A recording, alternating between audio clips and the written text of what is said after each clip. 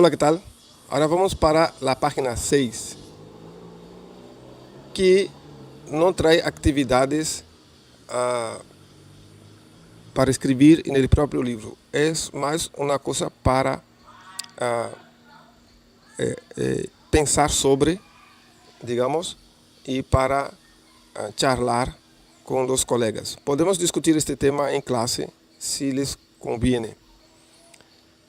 A primeira parte aqui da atividade pede para escanear esses dois QR codes e ver dois vídeos que tratam do tema do nome do idioma, castelhano ou espanhol. Primeiro que todo, eu quero pedir perdão, porque estou na área externa em minha casa e nos chicos jogando a pelota na casa ao lado. Não os molesteis por isso. Bem,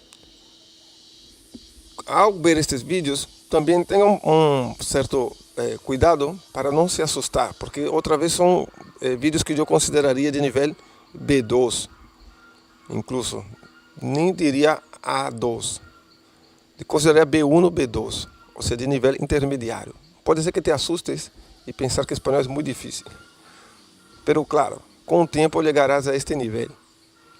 Caso veas o vídeo, el foco principal é que o nome do idioma, castelhano ou espanhol, depende de las relaciones culturales que este país ou esta região tem com Espanha ou com a cultura espanhola.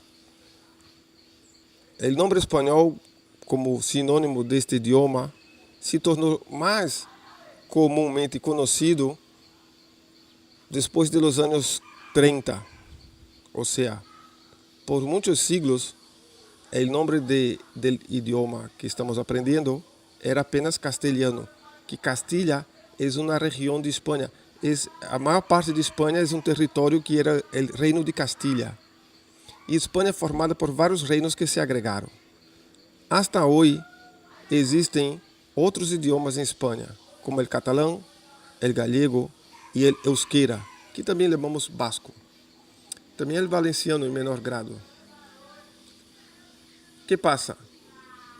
Há pessoas que nasceram em Espanha, que são espanhóis e não têm a língua espanhola como seu primeiro idioma.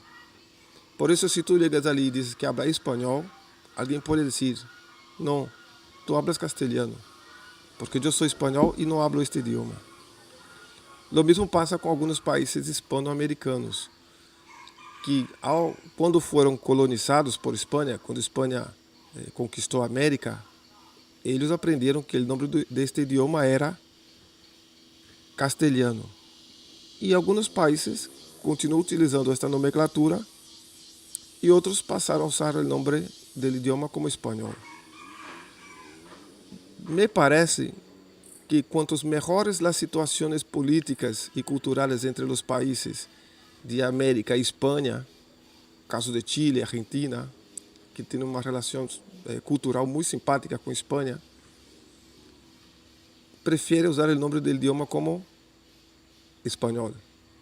Já alguns países mais ajenos, mais distantes da cultura espanhola, mais próximos às culturas que haviam aqui pré-hispânicas, caso de Bolívia, por exemplo, que grande parte de seus costumes são mais próximos à cultura pré-hispânica, a maneira de vestir, a culinária, os bailes típicos, são menos europeus. Nestes casos, parecem que usam mais o nome do idioma castelhano. Bem, é apenas uma discussão cultural interessante. Outro tema que está nesta página é a diferença de pronunciação do espanhol entre um país e outro. Nesta atividade, ele pede para escanear o QR Code e ver o mesmo poema leído por 6 nacionalidades diferentes, como o argentino, o espanhol, o colombiano, hondureño, o guiné-equatoriano, e notar que é diferente a maneira de pronunciar la lengua española en cada una de esas regiones. Pero tampoco no te asustes, porque nosotros en clase normalmente, tanto en el núcleo de lenguas como en la mayoría de los cursos, aprendemos lo que llamamos una forma estándar del idioma, uma forma, digamos, universal que atende às necessidades básicas de comunicação, até avançadas também, por que não? Para qualquer situação em qualquer país. Claro que tu podes ligar alguma região determinada de algum país, como Nicarágua, um país assim mais aislado, um país menor, e ter alguma dificuldade de entender os outros. Pero depois que aprender espanhol, todos te entenderiam de qualquer maneira. Tu hablarias e seria compreendido. Assim como às vezes vamos a Portugal, não sei se alguém já teve essa experiência, eu já tive essa experiência, de ir a Portugal e sentir que não entende o que dizem os portugueses, tu pode passar por isso se aprende espanhol estándar em classe e chegar a alguns países e ter alguma dificuldade. Pero é uma coisa de treinar os ouvidos.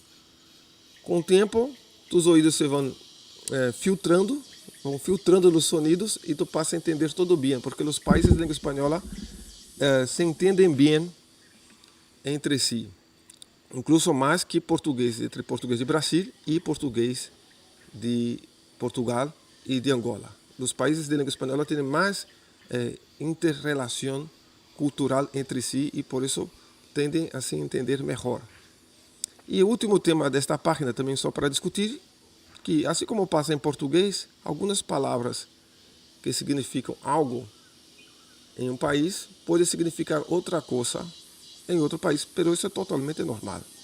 Aqui aparece o exemplo de ônibus, que em espanhol é autobús, e argentino é coletivo. Trabalho, que em Espanha se pode ser curro, manhã eu curro. Que quando eu fui à Espanha, perguntei, o que é curro? Porque em português não é muito raro dizer que amanhã tu vas currar.